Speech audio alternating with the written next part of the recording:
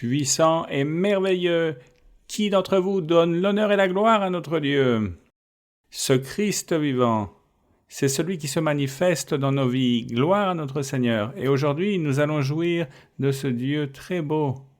Mais le Saint-Esprit nous enseigne la doctrine à travers notre sœur Maria-Louisa. Sœur, bienvenue. Nous sommes heureux de votre présence. À nouveau, bienvenue à l'église de Fort-Lauderdale.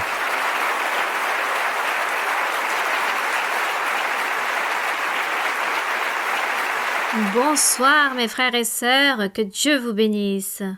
Je vous transmets toutes mes salutations aux frères et sœurs qui vont nous voir dans cette vidéo, dans l'étude biblique de ce soir, et un fort applaudissement pour vous tous aussi ici. Nous nous trouvons dans l'église de Fort Lauderdale, aux États-Unis en Floride. Je vous salue tous. Vous pouvez vous asseoir mes frères et sœurs. Et aujourd'hui, il nous correspond de lire dans notre étude biblique, dans la continuité que nous avons réalisée depuis l'étude biblique précédente. Nous avons étudié le livre de Job, chapitre 1, et aujourd'hui nous correspond de lire le chapitre 2 de Job. Les frères et sœurs qui n'ont pas encore vu le chapitre 1, je vous invite à ne pas perdre les études bibliques, car c'est très intéressant tout ce que Dieu nous donne, la méditation que nous réalisons au sujet de sa parole. Et aujourd'hui, nous correspond de lire le chapitre 2 de Job, et nous nous situons, nous régressons dans le temps, et nous allons nous situer à l'époque de Noé, jusqu'à l'époque d'Abraham. Job,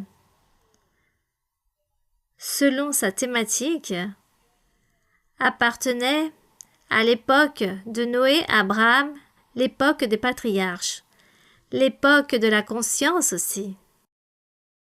La loi de Dieu n'existait pas encore, mais il y avait la conscience qui était enseignée par Dieu. Dieu enseignait la conscience aux personnes. Et là-bas, les patriarches réalisaient une fonction de sacrificateur, de prophète, de juge, de gouverneur, de chef, ainsi était Job. C'est pourquoi ici nous allons trouver dans la lecture de Job, dans certains passages où il exprime qu'il enseignait principalement aux jeunes, il leur enseignait la doctrine du Seigneur.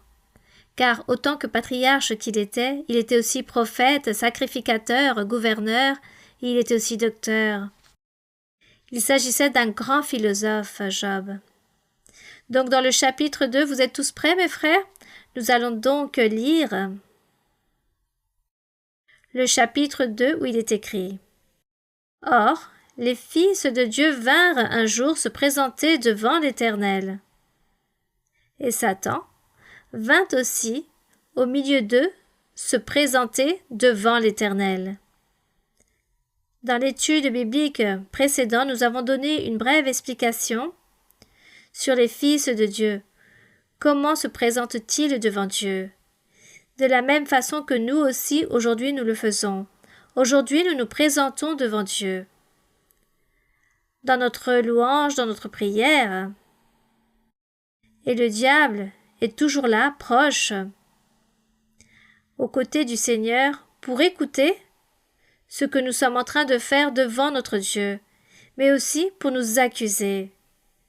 Car ici, dans le livre d'Apocalypse, dans la révélation de Jean, il est écrit aussi que le Seigneur va châtier le diable et qu'il va le jeter dans les temps de feu, car il accusait les frères, car il est écrit dans un passage, l'accusateur de nos frères, qui nous accusait devant Dieu jour et nuit.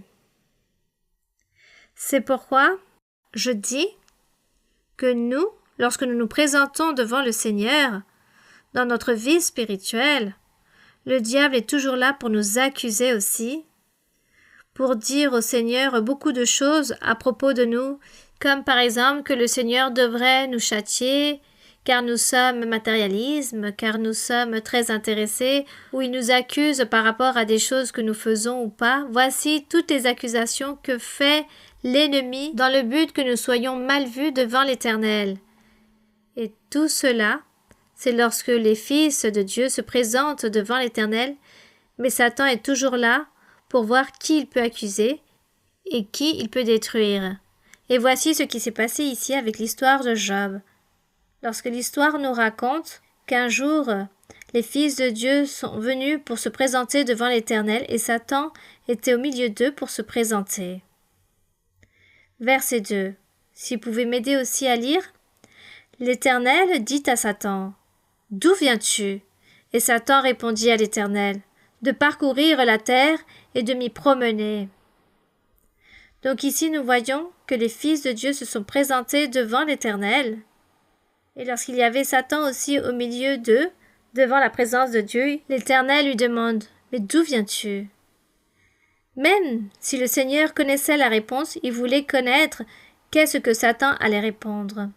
Et Satan répondit « De parcourir la terre, de m'y promener. » Et l'Éternel dit à Satan « As-tu remarqué mon serviteur Job ? Il n'y a personne comme lui sur la terre. » Et à travers de cette situation, nous voyons comment l'Éternel réveille en Satan cette envie, car l'Éternel voit en Satan ce sentiment de jalousie, car il dit « As-tu remarqué mon serviteur Job ? Il s'agit d'une personne juste. Qu'est-ce que dit le Seigneur au sujet de Job ? C'est un homme intègre et droit, craignant Dieu et se détournant du mal. Il n'y a personne comme lui. Il se détourne du mal, c'est-à-dire qu'il ne commet pas de péché, et qu'en plus, il demeure ferme dans son intégrité, tandis que toi, tu m'excites à le perdre sans motif, car tu me demandes de le ruiner sans aucun motif. » Donc, l'Éternel dit, car rappelons-nous que dans le chapitre 1, Satan accuse Job, et Dieu dit à Satan qu'il puisse lui faire tous les mal qu'il veut, mais qu'il ne faut pas qu'il lui ôte la vie. Et lorsque Satan lui a fait tous ses mal, il lui a ôté ses fils, toutes ses richesses, tout son bétail. Il a aussi incendié toutes ses récoltes, toute sa moisson. C'est lorsque le Seigneur dit à Satan, « Tu vois que Job continue à croire en moi, malgré que je l'ai châtié, malgré que tu m'as excité à le châtier. Voici ce que dit l'Éternel à Satan. Tu voulais que sa vie soit remplie de ruines. Cependant, Job continue avec sa foi. Il continue à déposer sa confiance en l'Éternel. » Très difficile, mais très facile de lire et d'écouter cette histoire. Mais difficile pour les êtres aujourd'hui, pour nous, de conserver cette intégrité devant le Seigneur. J'ai pu voir beaucoup de personnes qui se trouvent dans l'Église, qui mènent 5, 8, même 10 ou plus d'années dans l'Église. Et j'ai pu constater que lorsque ces personnes ont vécu une épreuve très difficile à surmonter, par exemple un accident, ou qu'un fils, un proche est mort, ou qu'une personne ait perdu son mari ou son épouse, ces personnes ont régressé. Ou que si la personne a vécu un enlèvement, une violation, ou que son être proche a été détruit, ces personnes ont régressé, ne sont plus revenues à l'Église, car ces personnes se sont irritées contre Dieu. Car ces personnes ont commencé à dire « Comment est-ce possible qu'étant dans l'Église, je mène tant d'années, 8, 10, 15 ans dans l'Église? Comment est-ce possible que Dieu permet qu'il m'arrive tout cela dans ma vie et que je puisse perdre un proche de cette façon? Ou que je puisse être victime d'un cancer, ou que l'un de mes proches soit atteint d'un cancer, l'être que j'aime le plus est mort. » Donc les personnes s'en vont de l'Église. Je vois beaucoup de personnes qui partent de l'Église à cause de cela. Les personnes ne retiennent pas le nom de Dieu, ne retiennent pas leur propre intégrité devant Dieu. Alors nous pourrions dire que nous trouvons dans l'Église juste par propre intérêt. Les personnes venaient juste par intérêt pour que Dieu puisse donner les bénédictions, les choses matérielles, juste pour que Dieu leur donne de tout ce qu'ils ont besoin, la personne ou l'être humain désire le plus. Et j'ai vu beaucoup de personnes dans cette situation et c'est très triste. C'est pourquoi je dis, si à une personne lui arrive tout ce qui lui est arrivé à Job, ne reste même pas 2 jours dans l'Église, mais elle s'en va d'immédiat. Donc c'est admirable de voir ce que Job a fait, et si Job a permis que cette histoire existe, ou que Job puisse vivre cette situation, c'est pour nous donner un grand exemple pour chacun d'entre nous, pour que Dieu nous enseigne que tout être humain peut résister toute épreuve, peut surmonter les choses, peut supporter toute situation et peut continuer de l'avant en aimant Dieu. Dieu nous a laissé ce modèle. Il nous a laissé l'exemple de Job pour dire Dieu, tout est possible. L'être humain est capable de surmonter, d'aimer Dieu par-dessus toute chose, de surmonter la tristesse, la douleur, l'affliction et peut supporter même si Dieu ôte la vie de la personne que nous aimons le plus. C'est admirable, cet homme nommé Job. Et nous devons demander au Seigneur aussi qu'il nous donne cette force, cette conviction, cette sûreté, cette fermeté, ce courage, pour que le jour moins réfléchi, lorsque nous allons vivre une situation très douloureuse, que nous puissions supporter cette situation et continuer de l'avant, dans ce chemin que nous sommes en train de parcourir. Car nous sommes dans la voie du salut, et nos prières seraient « Seigneur, aide-moi pour pouvoir supporter cette épreuve. » Puis il est écrit ici, dans le verset 4, une fois que Dieu reproche à Satan de l'avoir excité à ruiner la vie de Job sans aucun motif, Satan répondit à l'Éternel dans le verset 4. Peau pour peau, tout ce que possède un homme, il le donne pour sa vie. Mais étends ta main, touche à ses os et à sa chair, et je suis sûr qu'il te maudit en face. L'Éternel dit à Satan, « Voici, je te le livre, seulement épargne sa vie. » Vous pouvez lire le verset 7. Et Satan se retira de devant la face de l'Éternel, puis il frappa Job d'un ulcère malin, depuis la plante du pied jusqu'au sommet de la tête. Et Job prit un tesson pour se gratter et s'assit sur la cendre. Nous pouvons alors nous imaginer cette grande douleur, cette démangeaison si grande qu'avait Job, car cela était vraiment comme une infection qu'il avait sur sa peau, car il ne cessait de se gratter, il n'arrivait pas à calmer cette douleur, qu'il devait s'asseoir sur la cendre pour recevoir un peu de repos au niveau de sa peau. Verset 9. Sa femme lui dit, « Tu demeures ferme dans ton intégrité, maudis Dieu et meurs. » Mais Job lui répondit, « Lisez ce verset. Tu parles comme une femme insensée. Quoi? Nous recevons de Dieu le bien et nous ne recevrions pas aussi le mal? » Et tout cela, Job ne pécha point par ses lèvres. Job n'a donc pas péché avec ses lèvres, car il avait reconnu que de Dieu il n'avait recevoir que des choses bonnes et non le mal.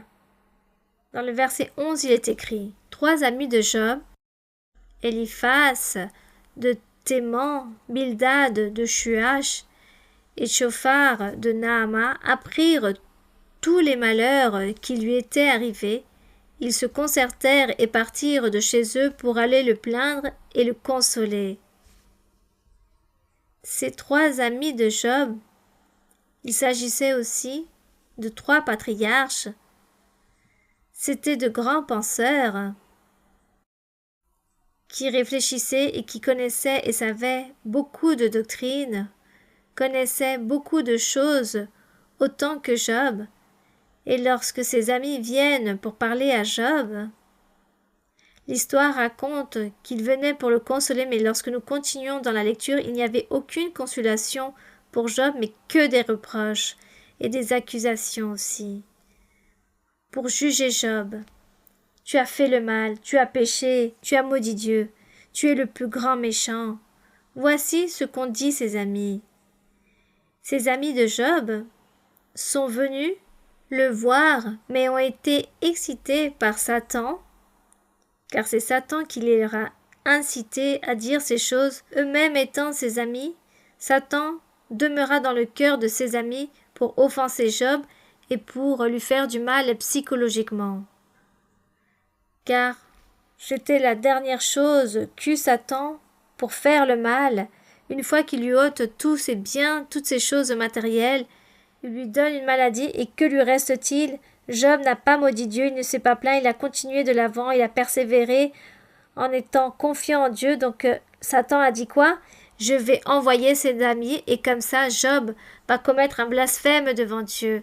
Il a donc envoyé ses grands penseurs, ses grands philosophes, qui connaissaient beaucoup de choses, beaucoup de philosophie, afin que Job puisse tomber dans ce piège et pécher devant Dieu. Comme il s'agissait de ses amis, sûrement de cette façon Job allait les croire, et sûrement Job allait donc être piégé dans toutes leurs choses mauvaises qu'ils allaient réaliser contre lui. Mais ce fut la dernière ruse que le diable ou l'ennemi ou Satan réalisa pour attaquer Job et ainsi le détruire. Mais ici il est écrit dans le verset 12. Donc les amis de Job, ayant de loin porté les regards sur lui, ils ne le reconnurent pas, ils ne reconnurent pas Job, car dans l'état si déprimant que Job était, ils ne l'ont pas reconnu. Puis ils élevèrent la voix et pleurèrent, ils déchirèrent leurs manteaux, et tous trois jetèrent de la poussière en l'air au-dessus de leur tête. De cette façon, ils se tinrent assis à terre auprès de Job durant 7 jours et 7 nuits, sans lui dire une parole à Job, car ils voyaient combien sa douleur était grande. Ils sont donc restés 7 jours, 7 nuits assis auprès de Job, sans lui parler. Mais ensuite, c'est lorsqu'ils commencent à parler à Job, et c'est de cette façon que nous avons 40 chapitres au sujet de Job pour analyser de tout ce que ses amis chacun lui disaient des choses, et nous voyons qu'est-ce que Job répondait. Et c'est ici où nous voyons aussi, où nous allons nous réjouir en voyant et en connaissant aussi les ruses de l'ennemi, de comment le diable essaie de tromper les fils de Dieu. Mais nous rendons grâce à Dieu, car Job a été délivré de cette épreuve, même de ses amis. Donc jusqu'ici nous allons terminer avec la lecture d'aujourd'hui, mais je vous invite à venir aux études bibliques pour ne pas les perdre, car ici dans le livre de Job, nous trouvons beaucoup de choses très intéressantes, même les discours des amis de Job qui sont utilisés par l'ennemi.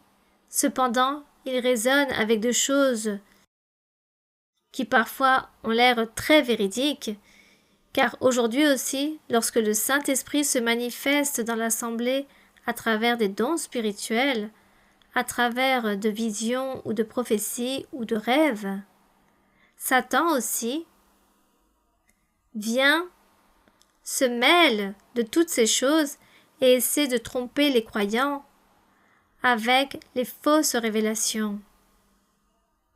Et il essaie de tromper les personnes en montrant aux personnes comme s'il s'agissait de la doctrine du Seigneur, en enseignant de la Bible, comme si cela provenait de Dieu pour tromper le croyant. Voici ce que fait aussi l'ennemi aujourd'hui. Il se filtre avec les croyants pour les tromper.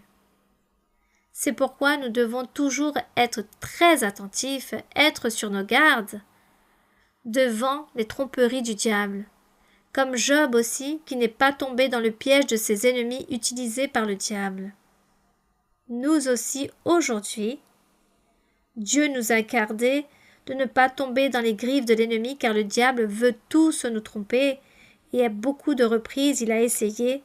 Ici, cette œuvre merveilleuse de Dieu, lorsque Dieu a commencé à parler, il y a plus de 40 ans de cela maintenant, durant toutes ces 45 ans, il y a beaucoup d'anecdotes, beaucoup de choses qui se sont produites, où nous nous sommes rendus compte de comment le diable a essayé de tromper les personnes, le diable a voulu nous tromper pour nous détruire, pour que l'Église prenne fin, soit détruite et terminée avec nos vies spirituelles, mais nous rendons grâce au Seigneur que Dieu nous a gardés, nous a protégés, juste pour voir la sincérité qu'il y a eu en nous d'aimer Dieu et d'avoir toujours cette sincérité, cette fidélité, cette honnêteté devant Dieu.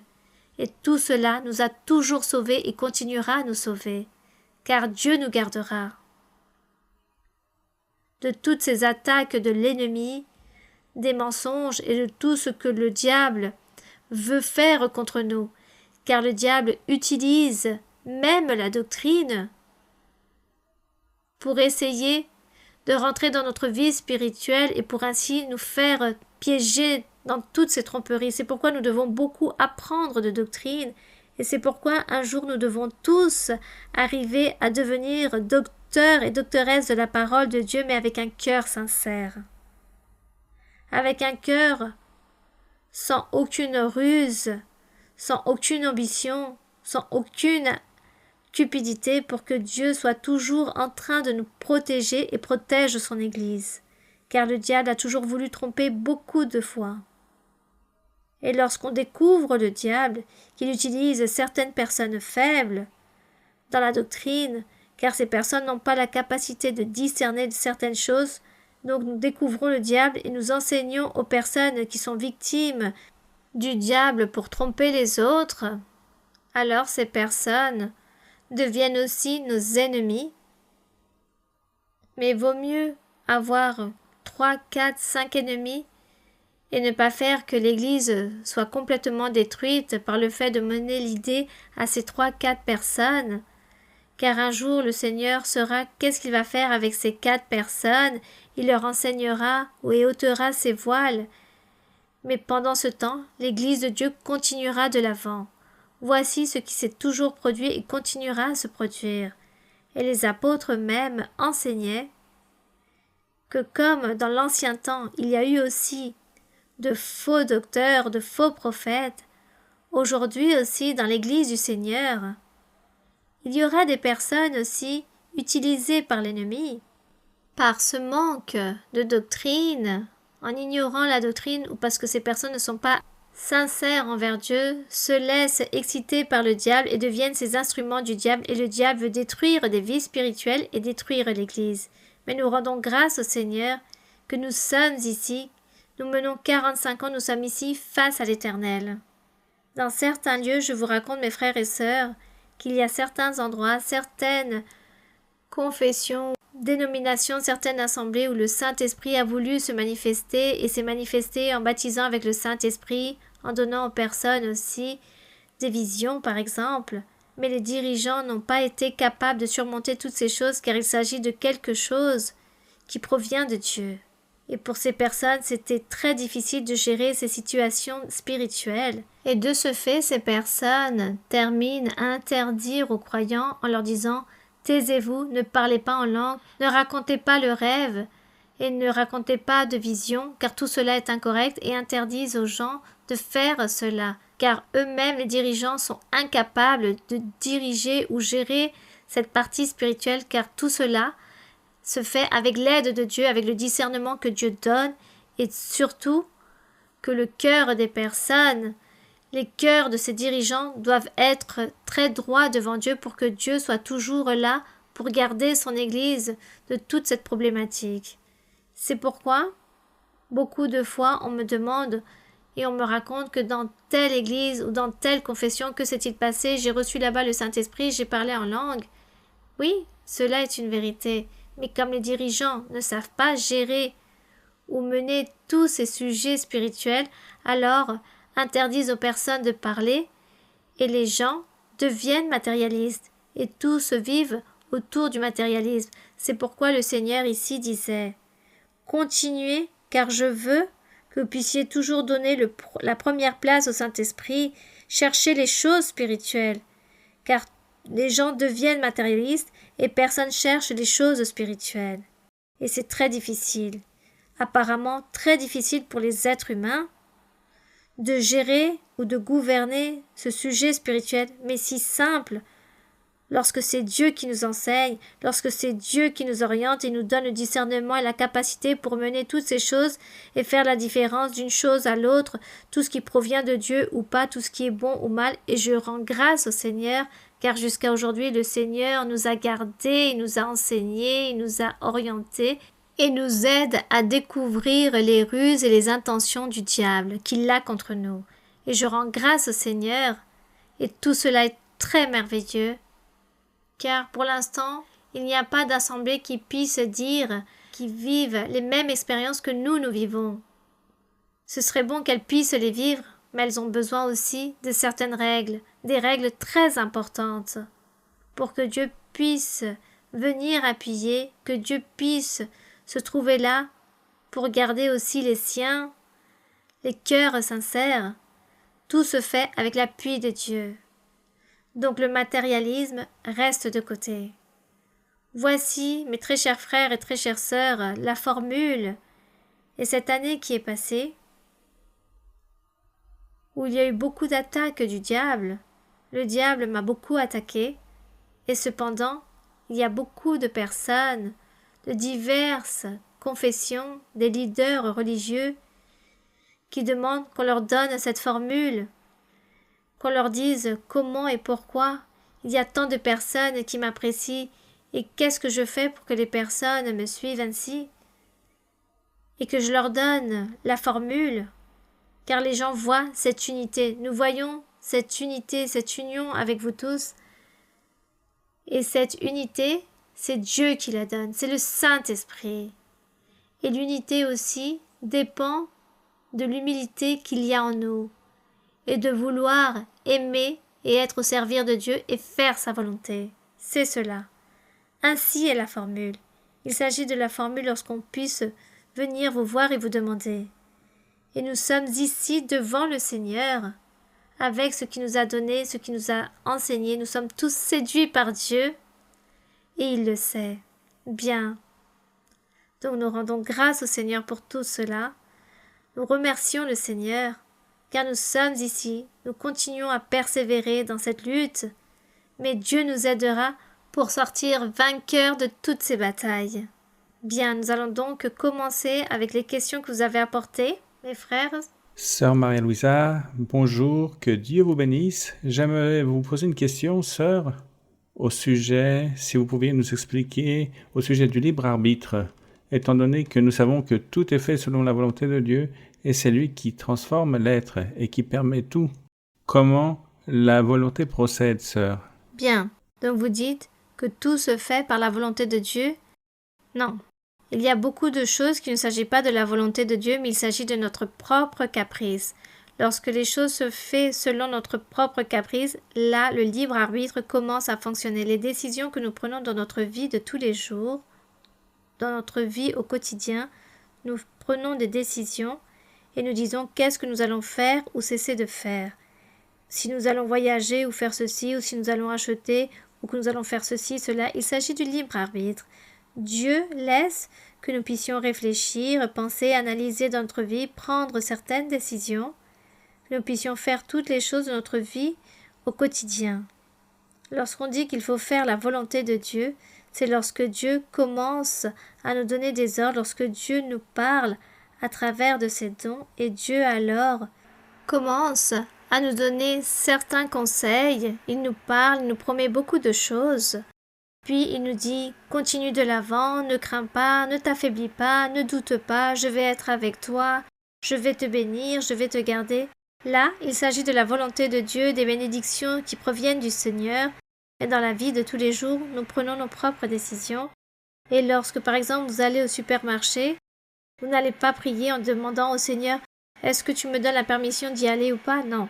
Vous dites « Je vais au supermarché. » Ou vous allez dire « Je vais me promener à la plage. Je vais partir en vacances avec mes enfants. Je vais aller à tel endroit. Je vais aller à telle école parce que je veux que mon fils étudie là-bas ou je vais aller dans une autre ville. » Il s'agit des choses que nous faisons dans la vie au quotidien. Lorsque nous avons besoin que Dieu nous oriente, que Dieu nous guide au sujet, par exemple, d'une affaire, de quelque chose de très important, alors là nous prions et nous demandons Seigneur, est-ce ta volonté que je puisse réaliser cette affaire si je dois acheter cet appartement, cette maison? Est-ce que je peux investir mon argent ou dois-je faire ceci de cette façon? Là, vous demandez au Seigneur qu'il vous aide, qu'il vous oriente, car vous vous trouvez dans une situation que vous ne savez pas comment faire les choses. Donc là, Dieu vous dira, oui, faites ceci ou ne faites pas cela, ou faites cet achat ou pas. Donc nous obéissons au Seigneur.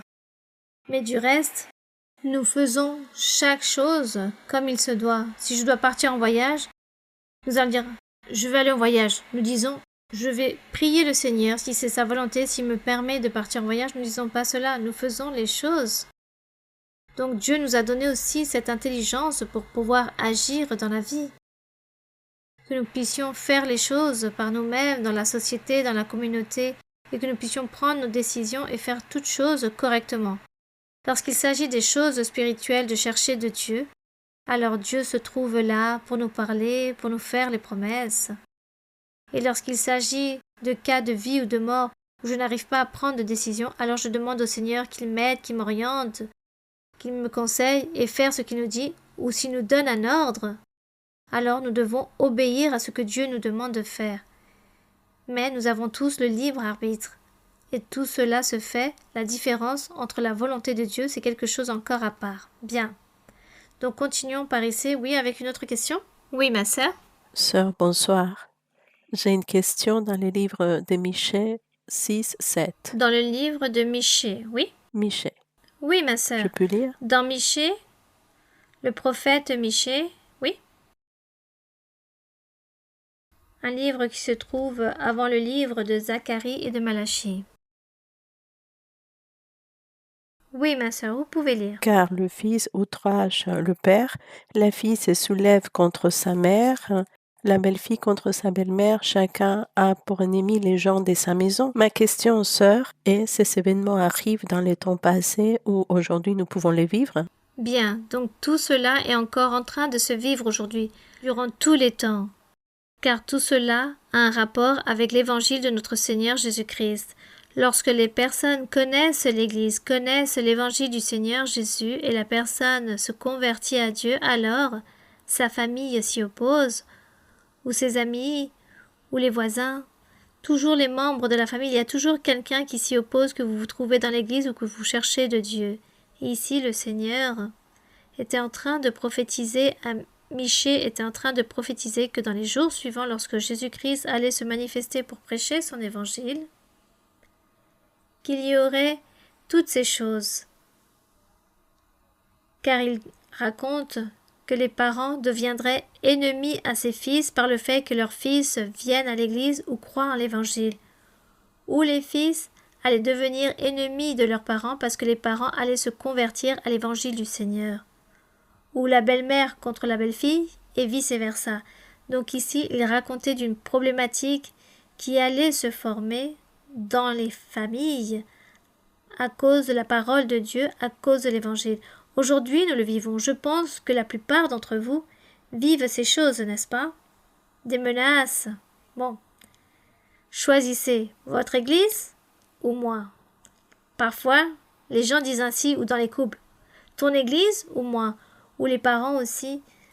Bon, dans la culture que nous avons ici, ce n'est pas tant comme dans tous ces pays par là-bas de l'Orient qui déshéritent leurs enfants par le fait de changer de religion.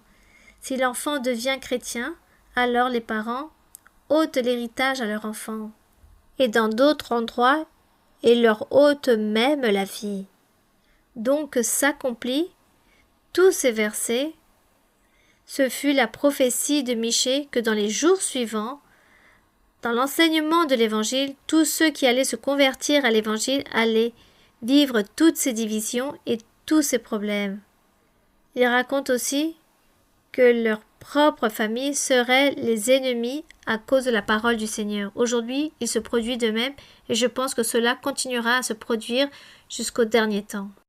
Bien, continuons. Sœur Maria-Louisa, bonjour, que Dieu vous bénisse.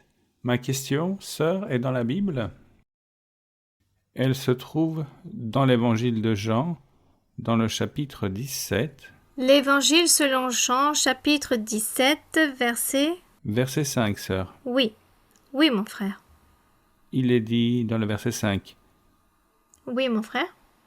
Et maintenant, toi, Père, glorifie-moi auprès de toi-même de la gloire que j'avais auprès de toi avant que le monde fût. Sœur, ma question est, quand le Seigneur Jésus-Christ dit au Père, de la gloire que j'avais auprès de toi avant que le monde fût, pourriez-vous nous expliquer cela? Merci et que Dieu vous bénisse. Eh bien, le Seigneur Jésus-Christ est en train de souligner ici sa déité, toute sa déité, sa divinité, qu'il est Dieu. C'est pourquoi il est écrit « Glorifie-moi auprès de toi-même ». De la gloire que j'avais auprès de toi avant que le monde fût, avant la création du monde, de l'univers, de la création de l'homme, qu'il y avait cette gloire en le Fils de Dieu. Nous avons toujours dit qu'il s'agit d'un mystère, que Dieu travaille sous 3 façons, que Dieu a 3 fonctions ou 3 façons de travailler, selon ce que nous enseigne la Bible. Dieu Père, Fils et Saint-Esprit. Il s'agit d'un seul Dieu. Il s'agit d'un grand mystère. La Bible nous l'enseigne ainsi et de ces 3 façons travaille notre Dieu. Il a enseigné aussi à l'homme qu'il croit en cela tout simplement.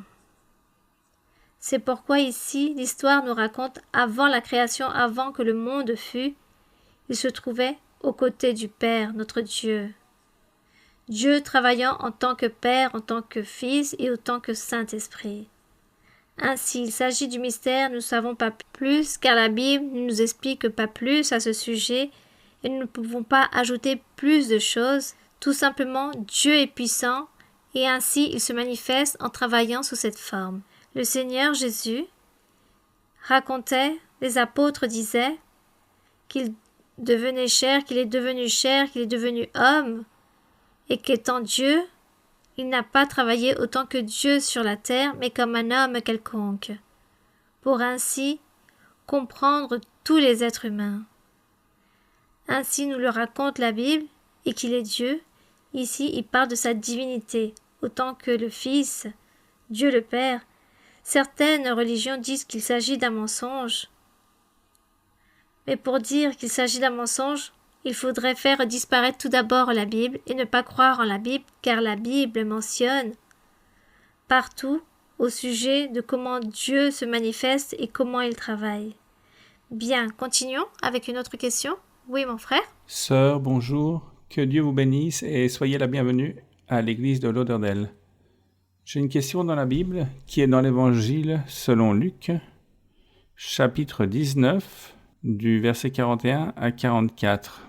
Dans l'Évangile selon Luc, chapitre 19, versets 41-44, Je peux lire, sœur? Oui, mon frère.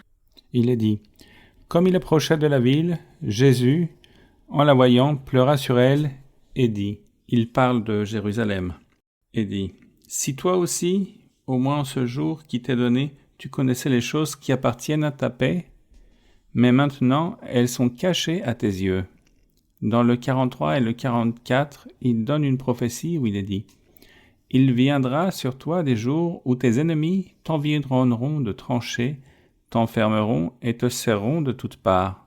Ils te détruiront, toi et tes enfants, au milieu de toi. Et ils ne laisseront pas en toi pierre sur pierre, parce que tu n'as pas connu le temps où tu as été visité. » J'ai 2 questions. La première est, cette prophétie est-elle arrivée 40 ans après la résurrection de notre Seigneur Jésus-Christ? Et la deuxième est, si ce temple a été reconstruit ensuite. Que Dieu vous bénisse, sœur. Merci. 40 années après du Seigneur Jésus est venu la guerre, la ville de Jérusalem a été citée et fut détruite, ainsi que le temple fut totalement dérivé, le temple qu'avait bâti le roi Hérode. Ce temple ne s'est plus jamais bâti jusqu'au jour d'aujourd'hui. Nous voyons et connaissons que les ruines qui sont restées de ce temple de Jérusalem physique. C'est pourquoi le Seigneur ici, il est écrit dans le 44, « Ils te détruiront, toi et tes enfants, au milieu de toi, ils ne laisseront pas en toi pierre sur pierre, parce que tu n'as pas connu le temps où tu as été visité. Lorsque le Seigneur Jésus-Christ est venu avec la prédication de l'Évangile, et les personnes n'y ont pas cru. Et comme les personnes n'y ont pas cru, alors elles ont été toutes détruites. Leurs vies spirituelles aussi ont été détruites par le fait que ces personnes n'ont pas cru en le Seigneur jusqu'au jour d'aujourd'hui. Cependant, il y aura encore certaines personnes, car Dieu raconte qu'il a un restant du peuple qu'il a gardé, et tous ces réchappés existent depuis l'ancien temps, sûrement les seuls qui seront sauvés, les autres selon la Bible. Dieu a châtié par le fait que ces personnes n'ont pas accepté l'évangile du Seigneur Jésus-Christ, ont rejeté le Seigneur. Et nous, les non-juifs, nous sommes en train de réjouir de ce Dieu vivant et puissant.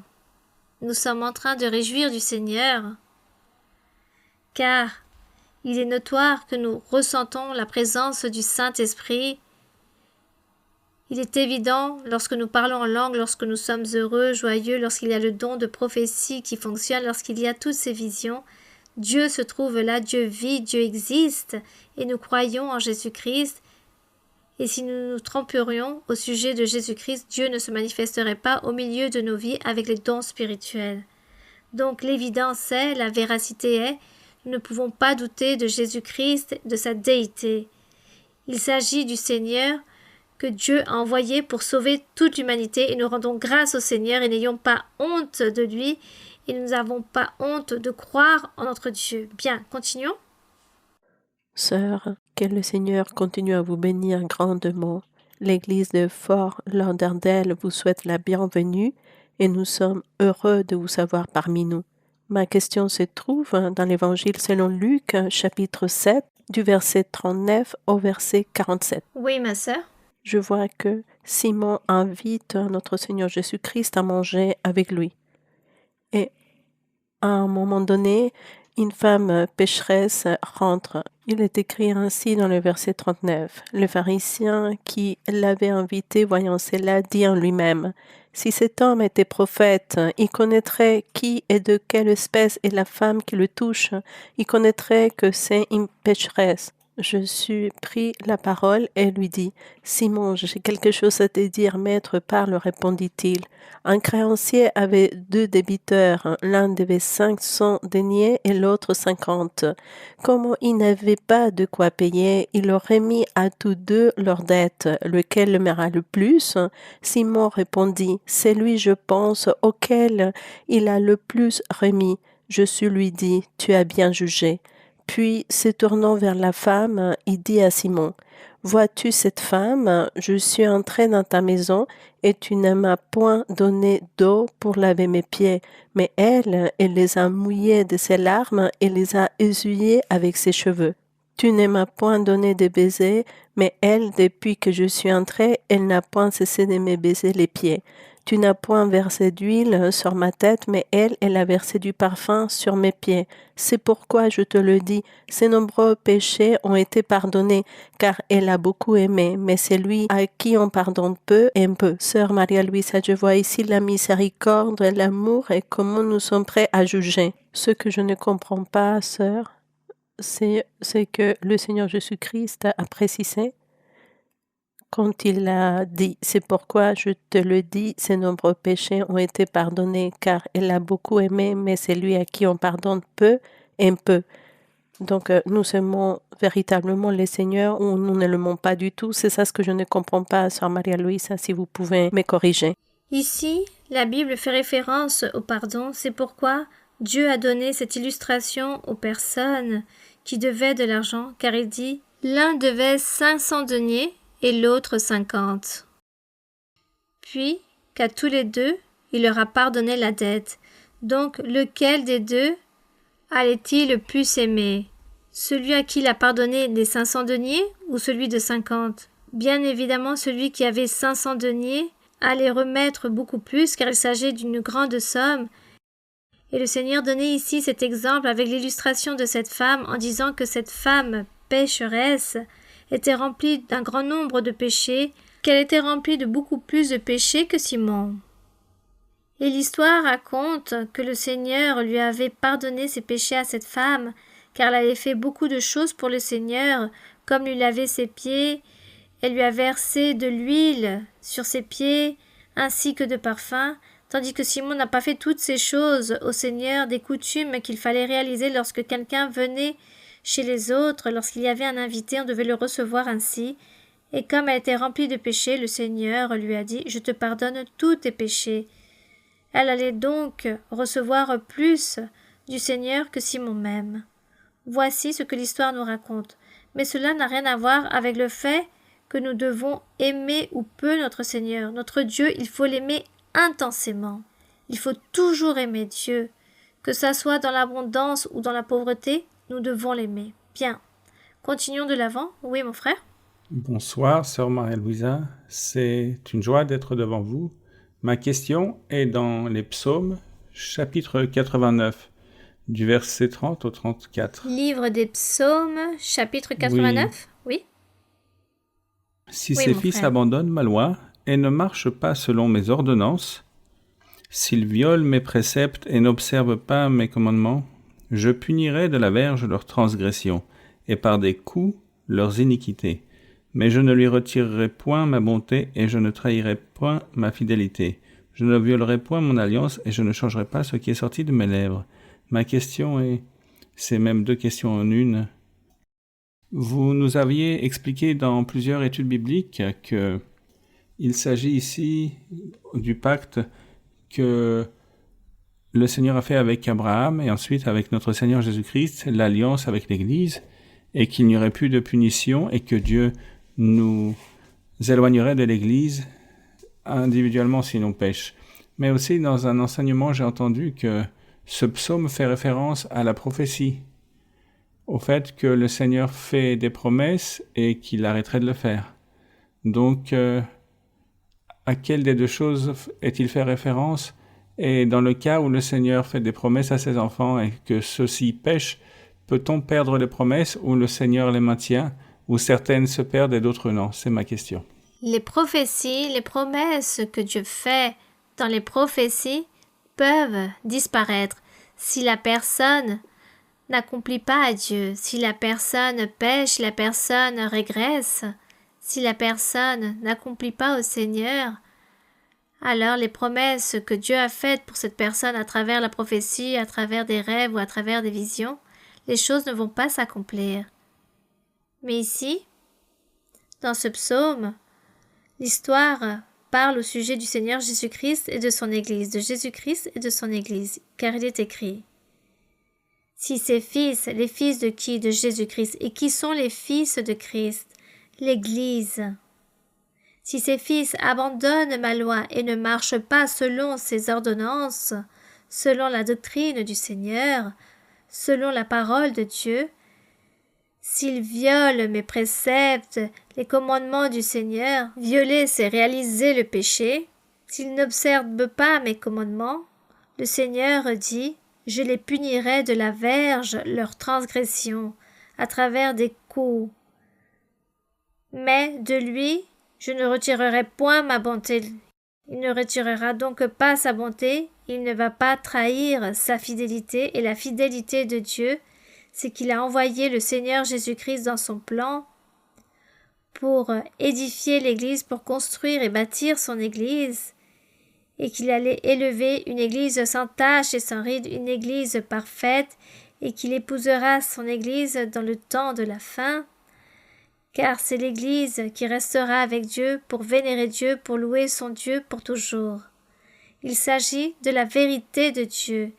Il raconte qu'il ne va pas trahir sa fidélité, car il a dit qu'il allait créer son Église, son peuple choisi et saint, et cela sera ainsi. Mais que si l'un de ses fils ou des croyants pêche et n'accomplit pas envers le Seigneur avec ses commandements, alors il dit qu'il le punira avec sa verge, avec des coups de fouet, il châtiera jusqu'à ce que cette personne se repentisse à nouveau et demande pardon à Dieu et revienne sur le bon chemin. Voici ce que raconte ce psaume.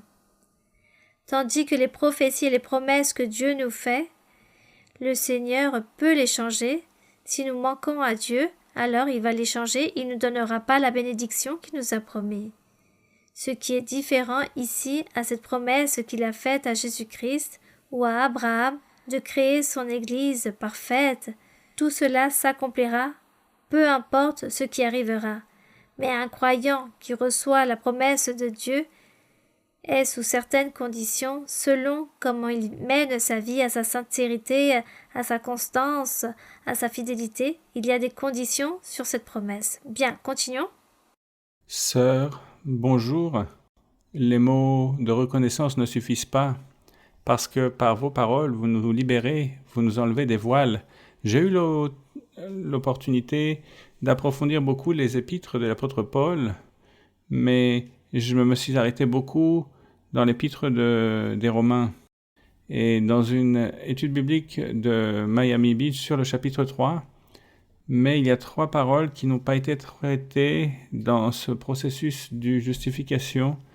Nous voyons l'apôtre Paul qui fait une introduction où il a dit que les êtres humains sont condamnés, et après cette condamnation vient le procès de la justification. Si vous me permettez, je vais lire quelques versets pour que nous puissions y arriver.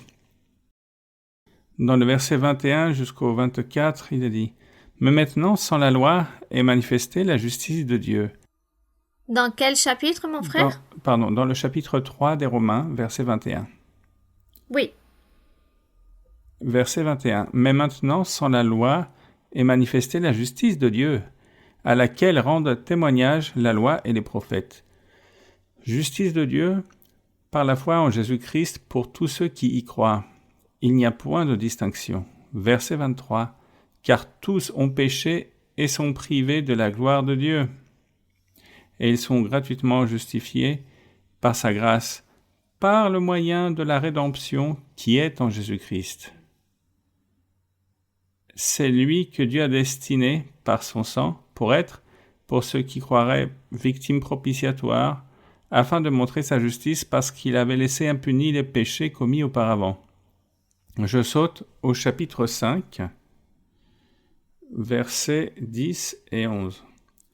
Verset 10. « Car si, lorsque nous étions ennemis, nous avons été réconciliés avec Dieu par la mort de son Fils, à plus forte raison, étant réconciliés, serons-nous sauvés par sa vie.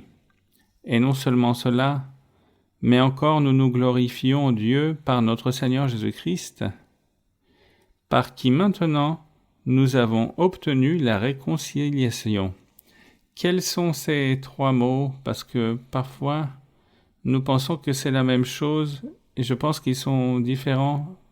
Si vous voulez bien nous enseigner ce que c'est que la propitiation, la rédemption et ce qu'est la réconciliation. Quelle différence y a-t-il ou y a-t-il des similitudes ou l'une inclut-elle l'autre? Merci, Dieu vous bénisse. Bien, donc ici dans le verset 24 du chapitre 3, n'est-ce pas, que vous avez lu, il est écrit « Ils sont gratuitement justifiés par sa grâce, par l'Évangile. » L'Évangile que le Seigneur nous a donné gratuitement, par sa grâce, par le moyen de la rédemption qui est en Jésus-Christ. Quelle rédemption?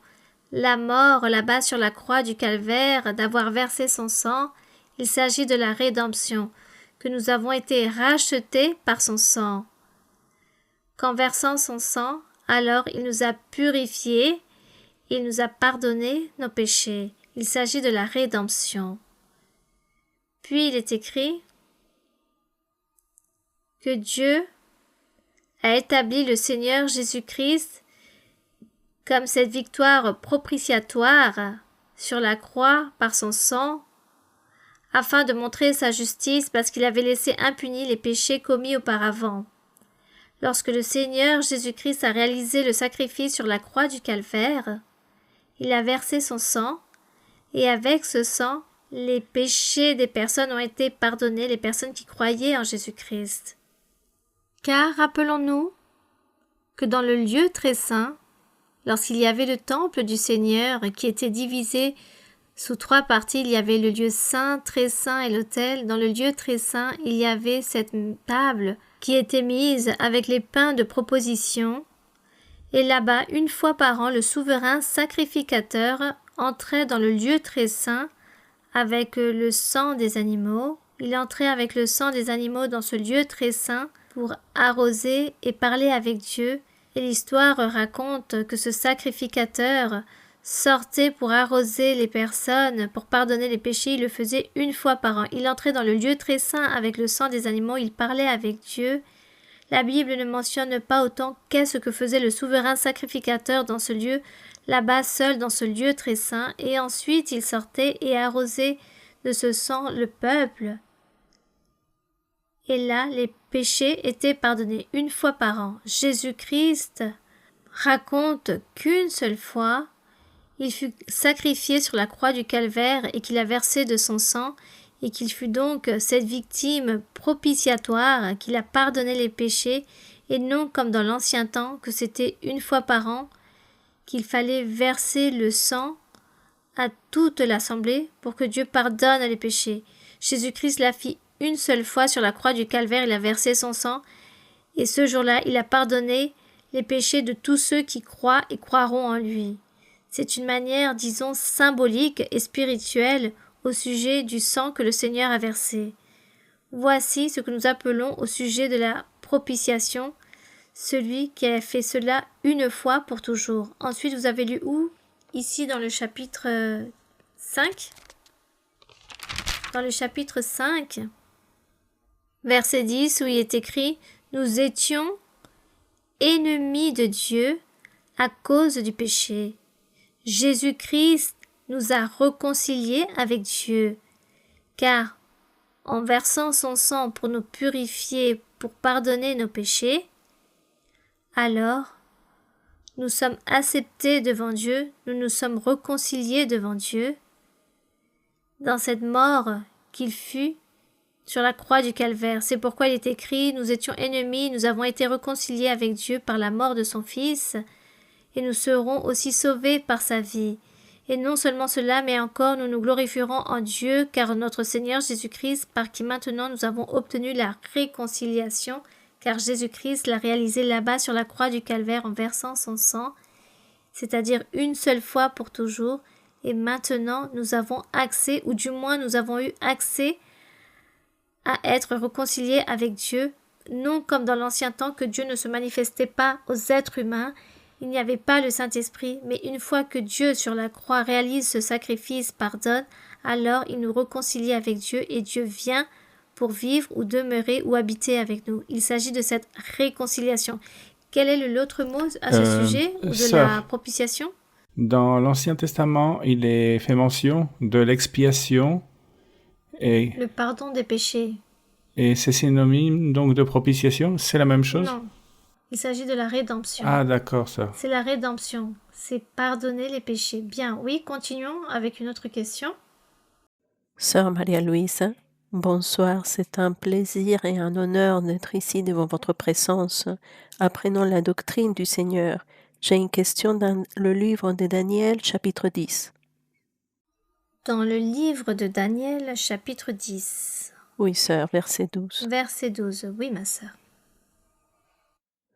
Il me dit, Daniel, ne crains rien, car dès le premier jour où tu as eu à cœur de comprendre et de t'humilier devant ton Dieu, tes paroles ont été entendues, et c'est à cause de tes paroles que je viens. Sœur Maria-Louise, nous voyons comment dans le livre de Jérémie il est écrit « Le cœur est tortueux par-dessus tout et il est méchant ». Je souhaiterais, sœur, si vous pouvez approfondir dans cet aspect, car nous voyons que Daniel a disposé son cœur et le Seigneur lui a donné la réponse dès les premiers jours. Si vous pouvez approfondir au sujet du cœur. Nous savons que toutes les promesses que Dieu nous a faites, ce sont des promesses conditionnées, mais je vois que le cœur a beaucoup à voir pour que Dieu nous réponde les promesses et les souhaits que nous avons, tant pour le servir et aussi pour les choses qu'il nous donne, et donc pour ne pas perdre les promesses qu'il a pour nous. Si vous pouvez nous enseigner et détailler cela, s'il vous plaît, sœur. Rappelons-nous que le Seigneur Jésus-Christ a dit que du cœur proviennent quoi? Les bonnes pensées ou les bonnes œuvres, ou les mauvaises pensées ou les mauvaises actions. Que du cœur, tout provient du cœur. C'est là où se trouve tout, les choses bonnes ou mauvaises. Si une personne est mauvaise, Ici, dans son cœur, tout ce qu'il y a, tout est mauvais, et fera le mal, et réalisera la méchanceté. Mais si la personne est une bonne personne, aime, alors de son cœur viendra que des choses et sortira de bonnes choses comme Daniel. Daniel aimait Dieu. Dans son cœur, il avait de bons sentiments, il aimait Dieu, il aimait son peuple, son prochain, ses frères. Il a lutté, il s'est battu pour eux. Il a respecté beaucoup Dieu. Il aimait beaucoup Dieu. C'est pourquoi ici il est écrit qu'il a disposé son cœur depuis le premier jour et Dieu l'a béni à cause de cela. Mais une personne qui est mauvaise, qui est méchante, alors dans son cœur il n'y a que des choses mauvaises et perverses, et voici ce qu'elle reflète pour réaliser le mal. Ainsi est le cœur. C'est pourquoi nous devons nous examiner. Nous devons voir comment est notre cœur, car tout provient du cœur. Ici, du cœur, tout va vers le laboratoire, c'est-à-dire cette tête, notre tête, où toutes les choses réalisent le processus, mais tout provient du cœur. Et nous devons nous examiner pour voir qu'est-ce qu'il y a dans notre cœur. Y aura-t-il un zeste d'envie, d'ambition, d'hypocrisie? S'il y a cela dans notre cœur, alors il faut chasser cela ou demander au Seigneur qu'il nous enlève toutes ces choses mauvaises, qu'il purifie notre cœur, que dans notre cœur il n'y ait que des bonnes choses, que nous soyons un arbre qui donne de bons fruits. Voici ce qu'il faut demander au Seigneur. Et lorsqu'on dit que nous nous disposons, c'est-à-dire que nous nous proposons, nous nous engageons à ne pas être hypocrite, à ne pas avoir de rancune, à ne pas être envieux. Je vais être fort et je vais dominer tous mes instincts charnels, car je veux plaire à Dieu.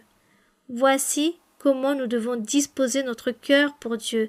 Un cœur affermi pour Dieu, il n'y a que des choses bonnes dans le cœur de la personne et fait des choses bonnes. Oui, une autre question? Bonsoir, sœur. Sœur, j'ai une question. Dans le livre d'Exode 30, verset 12. Bien, Exode 30. Exode 30, 12, oui, ma sœur. Oui. Et dans le verset 11, il est écrit « L'Éternel parla à Moïse et dit, lorsque tu compteras les enfants d'Israël, pour en faire le dénombrement, chacun d'eux payera à l'Éternel le rachat de sa personne, afin qu'il ne soit frappé d'aucune plaie lors de ce dénombrement. » Le Seigneur fait référence à ces moments-là, ou est-ce que le Seigneur fait ses références au sceau du salut? Non, ma sœur, ici, il s'agit d'un dénombrement pour le temps ancien, pour réaliser toutes les choses, car chacun devait, disons, donner comme une offrande à ce sujet, et que juste allaient être nommées des personnes ayant plus de 25 ans. Disons, pour le dénombrement, mais chaque personne devait donner une somme d'argent. Il s'agit comme de réaliser quelque chose, un dénombrement pour savoir combien de personnes il y allait avoir pour former son armée, combien de personnes, combien d'hommes ou de jeunes hommes allait-il y avoir pour cette armée. Il fallait donc faire ce dénombrement, c'est-à-dire compter juste les hommes. Les femmes n'étaient pas comptées, ni les enfants. C'était juste, disons, des hommes. C'était juste pour l'ancien temps que Dieu a donné cette instruction à Moïse. Disons qu'aujourd'hui, nous n'avons plus cette loi. Oui, ma sœur? C'est un plaisir très grand d'être devant votre présence et pouvoir vous poser cette question, sœur. Sœur, j'ai une question. Le Seigneur dit qu'il viendra dans les nuées, mais la sœur Maria-Louisa nous a expliqué lors d'une étude biblique que le Seigneur établira son Église et que ce monde allait finir avec du feu. J'ai donc une question très importante pour moi. si le Seigneur va amener son Église dans les nuées, et ici, et les autres personnes vont rester ici, car certains seront amenés et d'autres resteront. Pourquoi ces personnes vont rester si le monde va être brûlé avec du feu? Que va rester dans ce monde si le Seigneur amène son Église? Quel est le sens de laisser ces personnes qui n'ont pas Dieu? Et aussi, il est précisé que le monde sera brûlé. C'est une question que j'ai de tout ça, de tous ces événements. Finalement, c'est une seule question. Le Seigneur amène l'Église et ce monde reste seul. Que va-t-il se passer avec toutes ces choses? Que va-t-il se passer avec toutes les choses, avec les personnes qui restent? Oui, avec les gens qui restent sans Dieu et Avec surtout les sans Dieu. personnes qui restent, eh bien, tous vont périr. Les gens continueront à vivre leur vie comme toujours. Regardez tout ce que nous voyons, toutes les choses qui se vivent, le péché augmente dans le monde. Tout cela est pire qu'à l'époque de Sodome et Gomorrhe. Nous voyons toutes ces choses aujourd'hui dans le monde, tant de choses dangereuses, et nous ne savons pas si les jours plus dangereux sont arrivés ou pas. Qu'est-ce qui nous attend dans le futur? Mais ainsi dit le Seigneur, qu'il viendra sur sa nuée pour son Église, et du reste des personnes resteront toutes ces personnes qui n'ont pas cru en Dieu, tous ces gens qui n'ont pas voulu croire en Dieu, qui n'ont pas voulu s'éloigner du péché, qui n'ont pas aimé Dieu, tous ces gens resteront ici pour être châtiés avec le châtiment que Dieu aura pour ces personnes. Merci beaucoup, sœur Maria-Louise. Merci beaucoup. Nous ne commençons pas à penser à toutes ces choses. Pourquoi allons-nous penser en toutes ces choses? Plutôt, vivons le présent. Vivons le présent et soyons toujours bien devant Dieu. Lorsque la mort nous surprendra, nous serons bien devant Dieu. Rappelons-nous que la mort n'a pas de préférence d'âge. La mort peut venir à n'importe quel âge. Elle peut venir nous surprendre. C'est pourquoi il faut vivre le présent et vivre correctement devant Dieu tous les jours de notre vie. Chaque jour qui passe, il s'agit d'un jour de plus dans notre vie en disant « Nous sommes vivants, j'ai un jour de plus de vie, mais je dois marcher correctement devant Dieu, car la mort peut venir me surprendre à n'importe quel moment de ma vie. » C'est cela, vivre le présent, et nous ne nous inquiétons pas que va-t-il se produire avec les personnes qui ne croient pas en Dieu. Dieu sera ce qu'il va faire avec ces personnes. Pour nous, c'est très clair que si nous continuons dans la voie de Dieu, nous obtiendrons la vie éternelle. Sœur Maria-Louise, bonsoir, que Dieu vous bénisse et qu'il continue à vous soutenir dans cette œuvre merveilleuse. Sœur, plus qu'une question, ici dans le livre d'Ecclésiaste, chapitre 8, verset 10, il y a des précisions sur la vanité, mais je ne comprends pas deux versets, le 10 et le 14. Dans le verset 10, il est écrit ainsi. Alors j'ai vu des méchants recevoir la sépulture et entrer dans leur repos, et ceux qui avaient agi avec droiture s'en allaient loin du lieu saint et être oubliés dans la ville. C'est encore là une vanité. Dans le verset 14, il fait allusion à la même chose. Il est une vanité qui a lieu sur la terre. C'est qu'il y a des justes auxquels il arrive selon l'œuvre des méchants, et des méchants auxquels il arrive selon l'œuvre des justes. Je dis que c'est encore là une vanité. J'ai donc loué la joie, parce qu'il n'y a de bonheur pour l'homme sous le soleil qu'à manger et à boire et à se réjouir. C'est là ce qui doit l'accompagner au milieu de son travail pendant les jours de vie que Dieu lui donne sous le soleil. Sœur, si vous pouvez nous clarifier ces versets, s'il vous plaît. Merci. Ici, l'Ecclésiaste fait une comparaison. Il fait un raisonnement sur les choses de la vie qui se produit sur les personnes, et cela est certain. Cela arrive encore aujourd'hui. Car il y a des personnes mauvaises qui pêchent, injustes. Mais comme elles ont reçu un certain titre, une certaine importance dans la vie, et lorsque ces personnes meurent, elles reçoivent de grands hommages. Certaines personnes même décorent et rendent hommage à cette personne avec des statues. Il s'agit même d'une personne qui a vécu d'une manière très mauvaise, qui a fait des choses mauvaises, mais qu'il existe aussi des personnes justes, comme Job, et qu'en mourant, personne ne va se rappeler de cette personne, tout simplement on l'a enterré, et son sépulcre est resté dans l'oubli, personne n'a réalisé d'honneur ou d'hommage, ni aucune statue lui a été faite, et personne ne lui apporte des fleurs chaque année. Voici ce que nous raconte cette histoire, qu'il s'agit d'une vanité. La vanité, il s'agit de choses qui périssent, tout a une fin, tout termine. Il n'y a aucune validité. Rien n'est important. La vanité n'est pas importante. À quoi sert à celui qui est mort et rendre tant d'honneur, sachant que cette personne était mauvaise et cette personne qui était juste et qu'on a oubliée? Cela ne sert à rien, car tous deux sont morts, ni l'un se rend compte de tous ses hommages, et l'autre ne se rend pas compte qu'on l'a oublié. Il s'agit d'une vanité.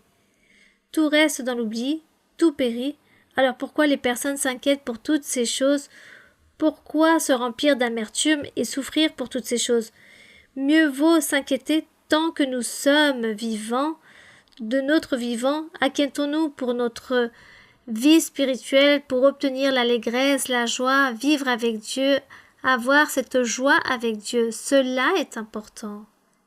Mais celui qui meurt, peu importe, ne vous inquiétez pas. Si on lui rend de grands hommages ou pas, peu importe. Tout simplement, là-bas, devant la présence de Dieu, ces personnes devront s'affronter. La personne qui a réalisé le mal sera châtiée et celle qui a été juste sera bien récompensée. Mais du côté physique, les morts, personne ne va faire attention, car cela n'a plus d'importance.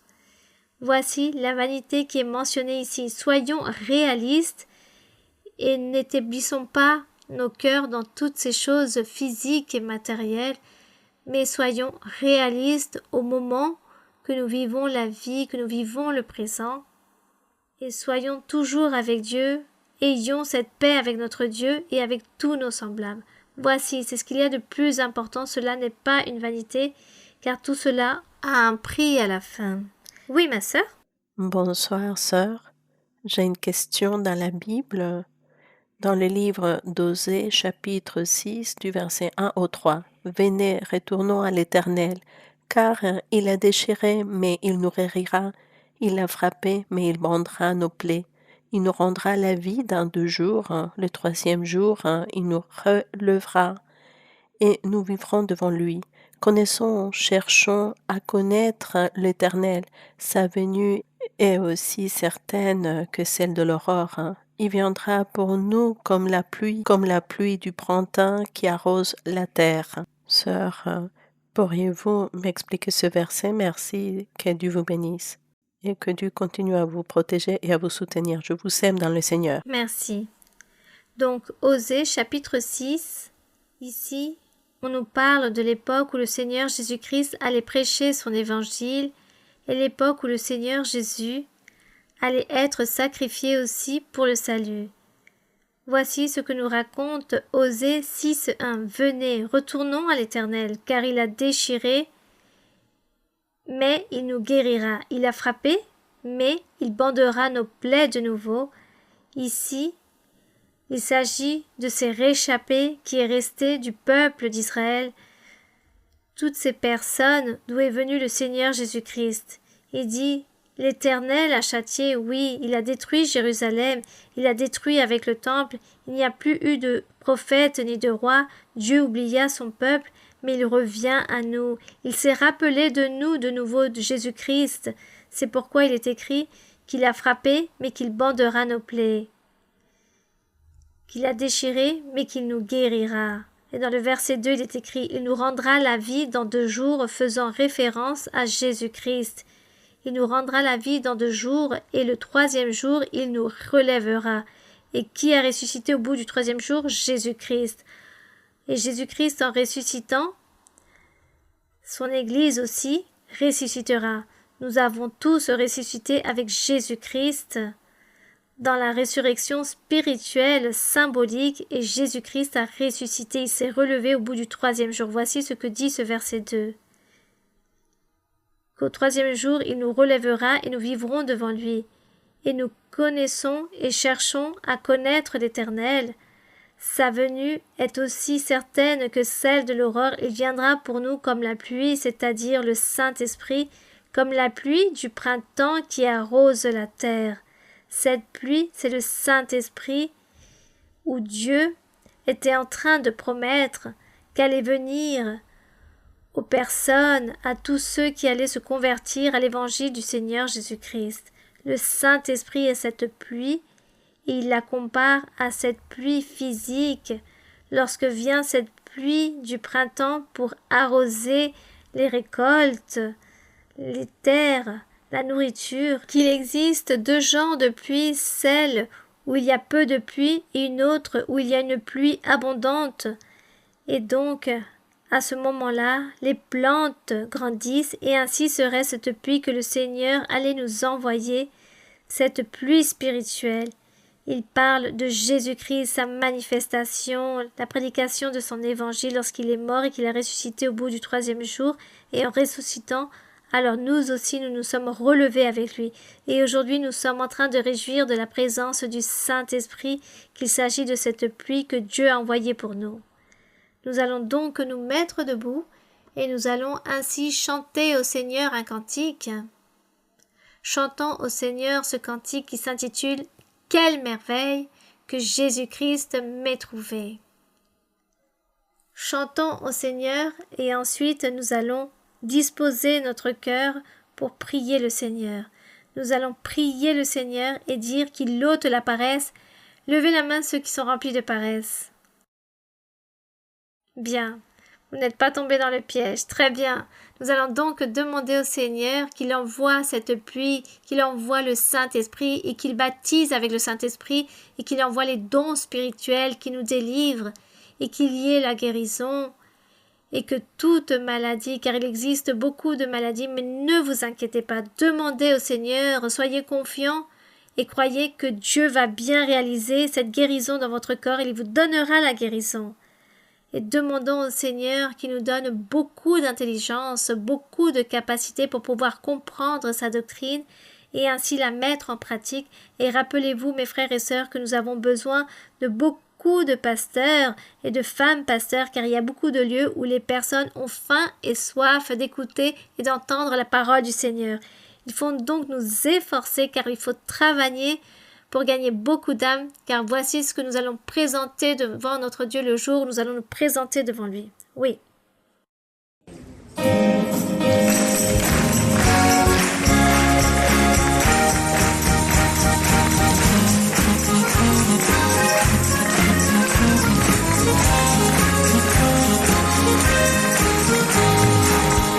maravilla,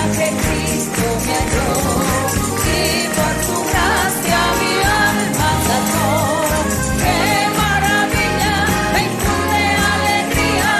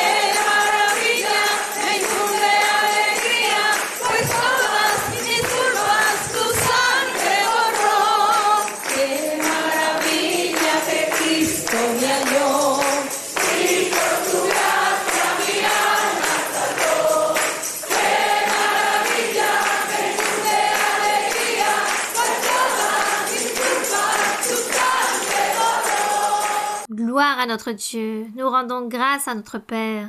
Je me remplis de joie de voir que les frères et sœurs chantent au Seigneur. Il faut chanter au Seigneur avec toute l'allégresse que nous avons dans notre cœur. Nous allons donc prier. Père céleste, Père saint, merci Seigneur. Nous rendons grâce à notre Dieu Tout-Puissant. Merci Père saint, Père de notre Seigneur Jésus-Christ. Béni soit ton nom. Nous te louons, mon Seigneur. Nous te bénissons. Nous te donnons l'honneur. Nous te donnons la gloire. Nous te louons, mon Seigneur, car tu es grand, tu es juste, car ta miséricorde est pour toujours, et tes promesses sont fidèles et véritables. Merci, mon Seigneur, car aujourd'hui tu es ici avec nous, et tu nous as toujours regardés avec des yeux de miséricorde. Tu nous as donné de grands changements dans notre vie spirituelle et matérielle. Et beaucoup de bénédictions, beaucoup de progrès et beaucoup de triomphes aussi tu nous as donné et tu donneras à toutes tes personnes, à tous tes fils, les bénédictions qu'ils souhaitent avec tout leur cœur, les bénédictions qu'ils veulent et qu'ils espèrent en toi, car ils espèrent en toi, ils sont confiants en toi, ils espèrent et attendent que tu les libères, que tu les bénisses. Seigneur, veille sur chacun, donne-leur l'allégresse, la joie, la paix, donne le triomphe et la liberté. Ôte tout lien, ôte tout fardeau, romps toutes ces chaînes diaboliques et ôte la malédiction du diable, détruis toute l'œuvre de l'ennemi, toute sorcellerie, tout envoûtement. Merci Seigneur, car ta main toute-puissante est en train d'agir sur chacun de tes fils. Tu es en train de bénir et en train de chasser toute maladie incurable. Tu détruis, Seigneur, ce mal que l'ennemi établit dans la vie de tes fils, de tous ceux qui sont à ton service, de tous ceux qui te cherchent et qui viennent à l'église pour se rassembler et attendre et pour espérer en ta miséricorde et ton amour.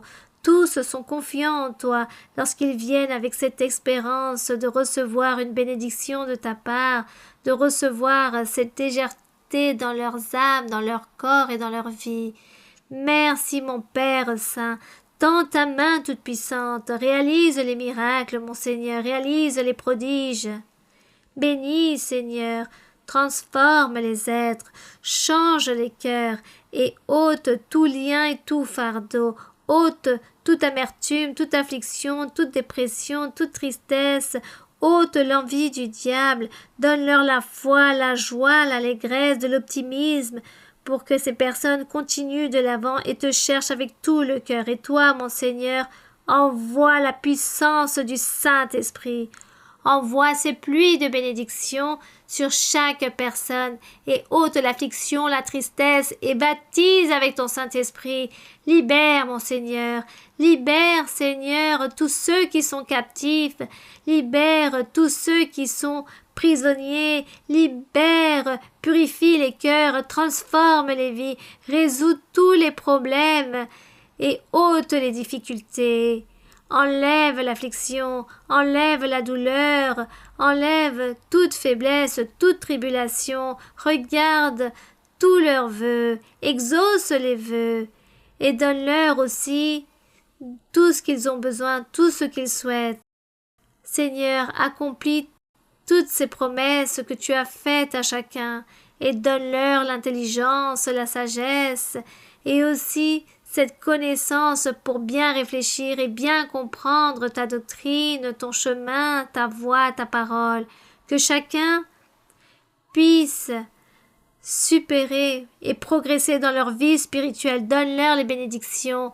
Soyez confiants et continuez fermes dans ce chemin, que personne ne régresse, que personne ne perde sa vie spirituelle à cause des attaques du diable, de l'ennemi. Mon Père Saint, nous espérons et nous croyons en ta victoire, en ta bénédiction. Donne les bénédictions, les victoires, mon Seigneur, et bénis chacun de tes fils. Bénis aussi tous ceux qui sont en train de nous voir à travers la vidéo. Sois avec eux, car ainsi sont tes promesses glorieuses, que tu béniras et tu écouteras la prière, tu leur donneras le triomphe et la victoire.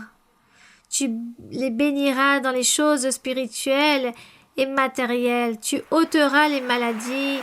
Tu chasseras les mauvais esprits qui tourmentent beaucoup de personnes et ils seront libérés. Merci Seigneur, car tout cela tu l'as promis mon Père. Merci au nom glorieux de ton Fils bien-aimé notre Seigneur Jésus-Christ de Nazareth. Nous te bénissons et nous te glorifions. L'honneur est pour toi, la gloire est pour toi, les louanges sont pour toi.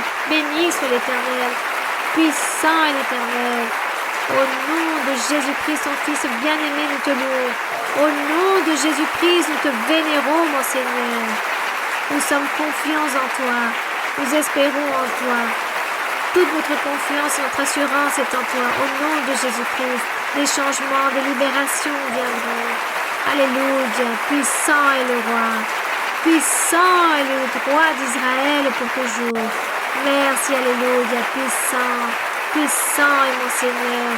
Envoie ta puissance spirituelle, envoie les dons spirituels, envoie le baptême avec ton Saint-Esprit, mon Seigneur. Envoie, Seigneur, la puissance du Saint-Esprit. Envoie le feu spirituel, feu du Très-Haut, qu'il descende et baptise avec ton Saint-Esprit. Baptise avec ton Saint-Esprit. Envoie la puissance du Très-Haut. Purifie, mon Seigneur. Libère, mon Seigneur. Qu'il y ait de la libération, qu'il y ait cette purification, que tous soient purs et délivrés, libre de tout mauvais esprit, libre de tout esprit impur qui tourmente les corps. Seigneur, que tous les corps soient libérés et purifiés par ta puissance, avec ta puissance. Béni soit le Seigneur, béni soit notre Dieu. Puissant est le roi d'Israël pour toujours. Puissant, puissant est le roi d'Israël pour toujours. Béni soit l'Éternel, Dieu d'Israël, qui vit et qui règne pour toujours. Alléluia. Saint, saint est le Seigneur. Saint est le Seigneur. Puissant est mon Seigneur. Puissant est mon Seigneur. Puissant est notre Dieu, l'Éternel. Nous te louons, mon Seigneur. Nous te louons, mon Seigneur. Nous te vénérons, mon Seigneur. Mon Père, lève, Seigneur, élève des pasteurs, des prophètes, et beaucoup de pasteurs. Élève des docteurs qui enseignent ta parole sainte. Élève, Seigneur, des apôtres pour qu'ils marchent dans le monde entier, qu'ils voyagent et qu'ils prêchent et qu'ils évangélisent, mon Seigneur. Élève, ô Père Saint, béni pour toujours est ton nom. Béni soit le Seigneur, Dieu Tout-Puissant. Ce grand roi qui est juste et miséricordieux, toi qui es bon et clément, béni soit le nom du Seigneur, béni soit Dieu qui vit, alléluia. Glorieux est notre Seigneur, glorieux est mon Père.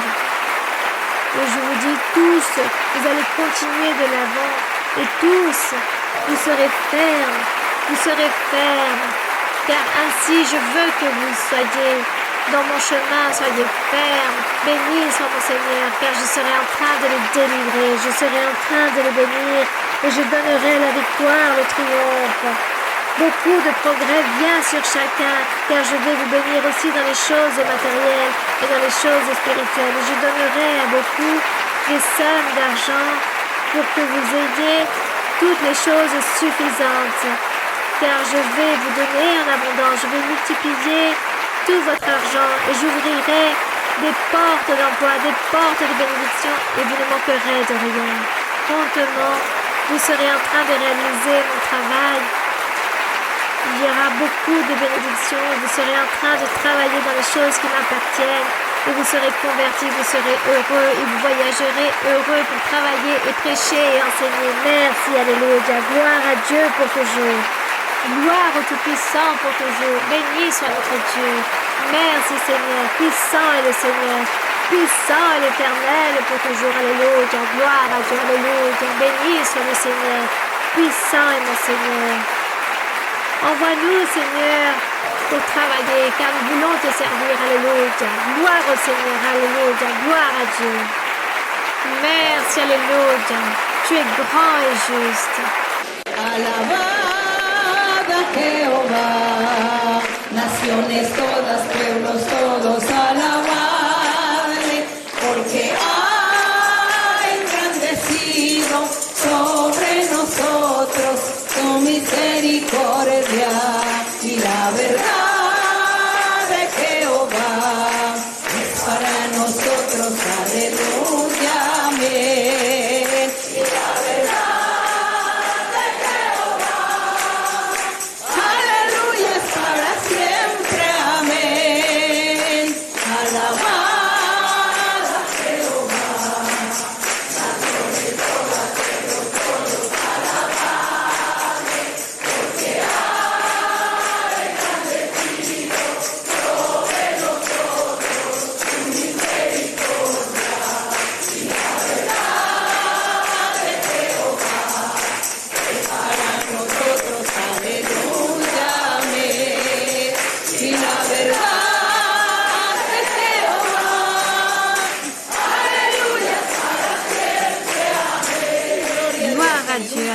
quotidien. Nous rendons grâce au Seigneur pour toutes ces bénédictions, car le Seigneur a promis ce soir de grandes bénédictions. Le Seigneur a parlé aussi de sommes d'argent. Il a dit qu'à beaucoup, il allait donner des sommes d'argent pour que vous puissiez subvenir à tous vos besoins. Et aussi qu'il ouvrirait des portes d'emploi pour beaucoup de personnes, qu'il serait en train de délivrer et de bénir. Que le Seigneur serait en train de bénir aussi du côté spirituel, qu'il serait avec chacun d'entre nous pour nous appuyer, pour que tous nous continuions de l'avant et que personne n'aille s'égarer dans le chemin parmi toutes les bénédictions que Dieu a énumérées pour ce soir. Merci beaucoup mes frères et sœurs, merci beaucoup et que Dieu vous bénisse. Bendiga.